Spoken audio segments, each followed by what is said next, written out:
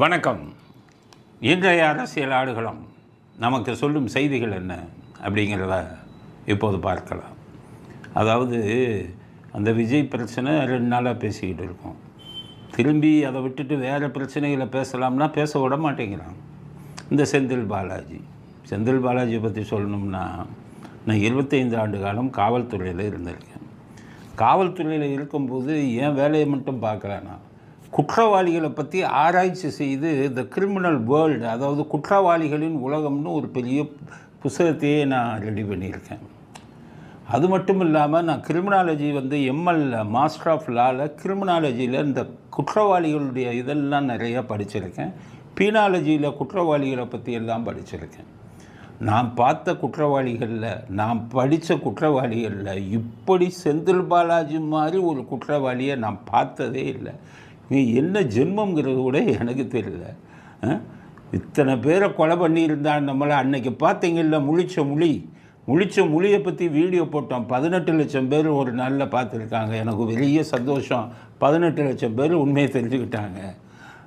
அது 18 லட்சத்துக்கு மேலே இன்னும் போயிட்டு இருக்குது. வாட்ஸ்அப்பில் போகிறதெல்லாம் கணக்கில் வராது. பெரிய மகிழ்ச்சி. இவர் எப்படிப்பட்ட ஆள், எப்படி முடிச்சார், முடிஞ்ச உடனே நீங்களே பார்த்தீங்க.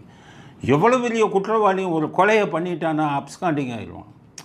ஆளை பிடிக்கவே முடியாது. குற்றவாளிகள் எப்படி கண்டுபிடிப்பாங்கன்னா, கொலை இதில் எவன் இந்த இதில் இப்போ ஆஃபீஸில் ஒரு குற்றவாளி பண்ணிட்டான்னு வைங்க கொலையை, பார்த்திங்கன்னா மறுநாள்லேருந்து லீவு போட்டுருவான். அப்ஸ்காண்டிங் ஆகிடுவான். எவ்வளோ பெரிய நொட்டோரியஸ் கிரிமினல் கூட. ஆனால் இவ்வளவு பெரிய இது பண்ணிட்டு இவ்வளோ பெரிய உயிருக்கு இழப்பதற்கு காரணமாக இருந்து விட்டு அன்னைக்கு அந்த திருட்டு முழிச்சுட்டு இன்றைக்கி உடனே வச்சுக்கிட்டு பேட்டி வேறு. இது மாதிரி ஒரு இவங்களை நான் பார்த்ததே இல்லைப்பா. என்ன ஜென்மம்னு தெரியலை. நீங்கள் எதுக்கு நான் அவ்வளோ இதாக பேசுகிறேன்னா, மனசு பொருட்களை திருந்தினீங்களா? 100 பேர் வயிற்றுச்சலை கொட்டினீங்களே, அந்த வயிற்றுச்சலே உங்களை அழிச்சிருமே. பாவம் வேலை வாங்கி தரேன்னு அவன் வட்டிக்கு வாங்கி வீடை விற்று அவன் வயிற்றுச்சலே அழிச்சிடும். அதுக்கப்புறம் உங்களுக்கு ஆண்டவன் பல தடவை காமிச்சான். 4 பிளாக்கு ஹார்ட்டில் இவன்ட்டு இது பண்ணி 1 வருஷம் ஜெயிலு. திருந்த வேணாமா மனுஷன்? நீங்கள் இந்த தப்பையும் பண்ணிவிட்டு இன்றைக்கி வெட்கம் இல்லாமல், கொஞ்சம் கூட மனசாட்சி இல்லாமல் ஒரு பேட்டியை கொடுக்குறாரு செந்தில் பாலாஜினா மனசுக்கு ரொம்ப வருத்தமாக இருக்குது. இப்படிப்பட்ட மனிதர்களும் இந்த நாட்டில் வாழ்ந்துக்கிட்டு இருக்காங்க. குறிப்பாக தமிழ்நாட்டில் வாழ்ந்துக்கிட்டு இருக்காங்கன்னு. குற்றமுள்ள நெஞ்சு குறுகுறுக்கும்பாங்க. அந்த குற்றம் செஞ்ச நெஞ்சு இவ்வளவு சீக்கிரம் வெளியில் யோகியன் மாதிரி பேசக்கூடாதுல்ல. மனசு வருத்தமாக இருக்குது. பேட்டி கொடுத்துருக்காரு. நேற்று அந்த நிகழ்ச்சி நடந்த உடனே பின்னாடியே போய் கேட்குறாங்க, அந்த வீடியோவை பாருங்கள். பேசுவாங்க வாங்க.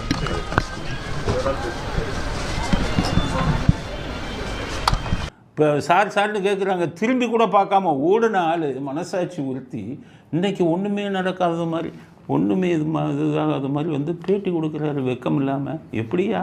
எப்படி இதெல்லாம் எவ்வளோ பெரிய குற்றவாளிகிட்டையும் நாங்கள் பார்த்தது இல்லையே. உங்களுக்கு ஒரு குற்றவாளி இதே தனியாக உருவாக்கி எழுதணும். நான் எழுதக்கூடிய ஆராய்ச்சி கட்டுரையிலெல்லாம் உங்களுடைய வீடியோ, நீங்கள் எப்படி பிஹேவ் பண்ணீங்க, இதைத்தான் எழுத போகிறேன் வருங்கால சமுதாயத்துக்கு. இப்படியும் ஒரு குற்றவாளி இந்த நாட்டில் இருந்தார் அப்படிங்கிறத நிச்சயமாக எழுதுவேன். அதனால் உங்களுக்கு எனக்கு பகை இல்லை. நீங்கள் யாருன்னே தெரியாது. மனசு துடிக்குது. இப்படி எல்லாமே ஒரு ஆள் இருப்பீங்க. பேசுகிறார் பெரிய உத்தமர், யோகியர் மாதிரி. என்னென்னா, நேற்று இதுக்கு நான் பதில் சொல்ல விரும்புகிறேன். இருக்கிறவெல்லாம் இழிச்சவாயன். தமிழ்நாட்டில் இருக்கிற 7-8 கோடி பேர் இழிச்சவாயன். நீங்கள் சொல்ல நம்பிக்கிட்டு இப்போ விட்டுருவாங்களா? உங்களை இப்போ இதில் காவல்துறையில் ஒரு குற்றவாளியை பிடிச்சாங்கன்னு வாங்க, ஃபஸ்ட்டு என்ன எடுப்பாங்க தெரியுமா? Criminal background. ஏற்கனவே காவல்துறையில் இப்போ வழக்கில் சம்மந்தப்பட்டிருக்காங்களான்னு பார்ப்பாங்க. சம்மந்தப்பட்டிருந்தால் அடுத்த கேஸ்லையும் போட்டுருவாங்க.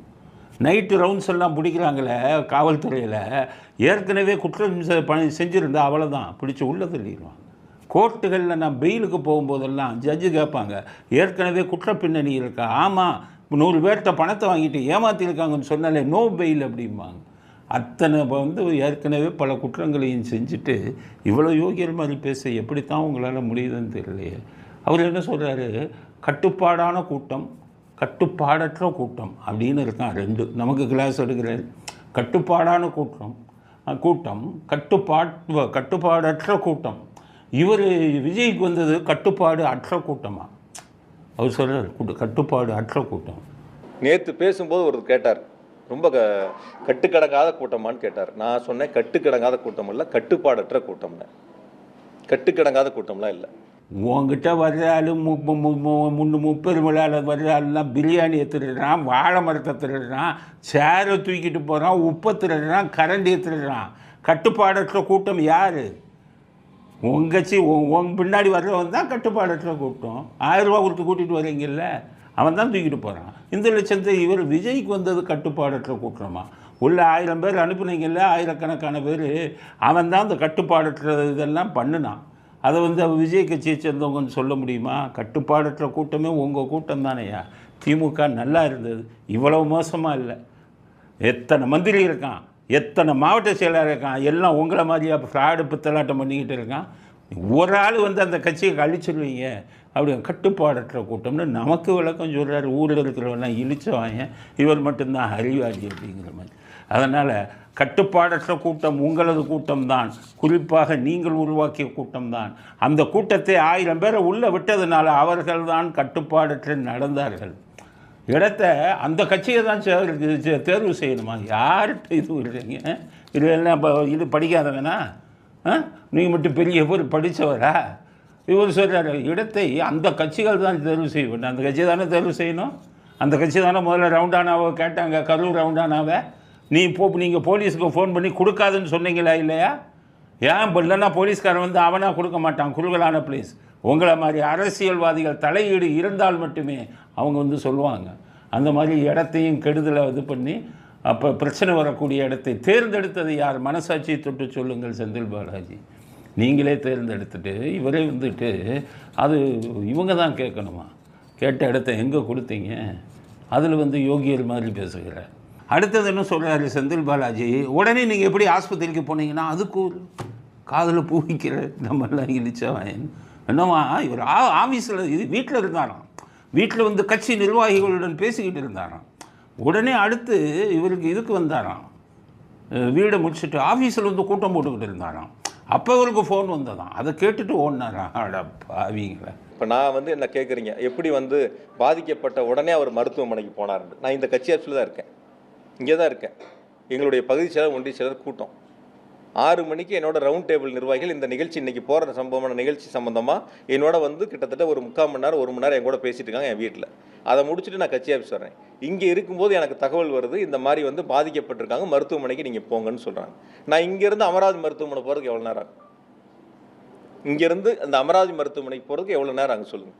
இழிச்சவாயனாக்கிறதுக்கு இது ஒரு நீங்கள் ஆளை அனுப்பிட்டு நீங்கள் குற்றவாளி கொலை செய்யணும் என்ன பண்ணுவான், இதை கிரியேட் பண்ணுவான். அதாவது கொலை யார் செய்ய சொல்கிறானோ அவன் என்ன பண்ணுவான்னு கேட்டிங்கன்னா, கொலை நடக்கிற அன்றைக்கி ஊரில் இருக்க மாட்டான். நேராக எங்கே போயிடுவான், வெளி மாநிலத்துக்கு போய் லாட்ஜ் புக் பண்ணிடுவான், டிக்கெட்டை புக் பண்ணிடுவான். நாளைக்கு பிடிச்சா என்ன சொல்லுவான் தெரியுமா? கொலை நடந்த நேரத்தில் நான் பெங்களூரில் இருந்தேன், இந்தாங்க ஃப்ளைட்டு டிக்கெட், இந்தாங்க நான் லாட்ஜு தங்கின டிக்கெட் அப்படின்னு கொடுப்பான்.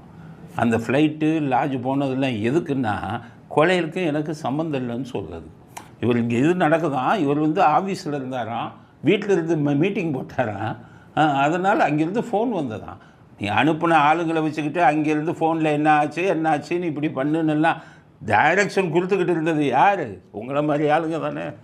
அதனால் என் வேலையை முடித்தோன்னே உங்களுக்கு ஃபோன் வந்திருக்கும், கரெக்டாக ஆஸ்பத்திரிக்கு போயிருப்பீங்க. இழிச்சு வாயனை ஆக்குறீங்களா? செருப்பு யார் வீசினான்னா அவர் வீசலையாம், அவர் ஆட்கள் வீசலையாம். அப்போ 10 ரூபா பாட்டிலுக்கு 10 ரூபா, பாட்டிலுக்கு 10 ரூபான்னு சொன்ன உடனே செருப்பு விழுந்துச்சே, உங்களை பற்றி பேசணுன்னா இல்லை, செருப்பு முதலே விழுந்துச்சான். பாட்டிலுக்கு 10 ரூபா அப்புறம் தான் பேசினாராம். அதனால் முதலே இதெல்லாம் பண்ணிடுச்சான். அதான் அவர் என்ன சொல்கிறாரு, விஜய் ஆளுங்களே செருப்பு வீசினாங்கிறது. தன்னுடைய கவனத்தை ஈர்ப்பதற்காக அது போன்ற சம்பவங்கள் பேச்சினுடைய துவக்கத்திலே இருக்குது. அந்த சம்பவங்கள் நடந்து சில நொடி கொஞ்ச நேரங்களில் தான் தண்ணி பாட்டில் அவங்களே எடுத்து கொடுக்குறாங்க. என்னையா படிச்சிருப்பீங்க நீங்கள்? உங்கள் அனுபவம் என்ன? எங்களுடைய அனுபவம் உங்கள் வயசு இருக்காது. எத்தனை பேரை பார்த்துருப்போம் உங்களை மாதிரி ஆட்களை. அது செருப்பு அவங்க தான் வீசினாங்களாம். இதை வச்சுக்கிட்டு ஒரு பேட்டி வெக்கம் இல்லாமல் எப்படி கொடுக்குறீங்கன்னு எனக்கே புரியல. இதை கேட்டுக்கிட்டு அந்த வீடியோலாம் பார்க்காதீங்க யாரும்.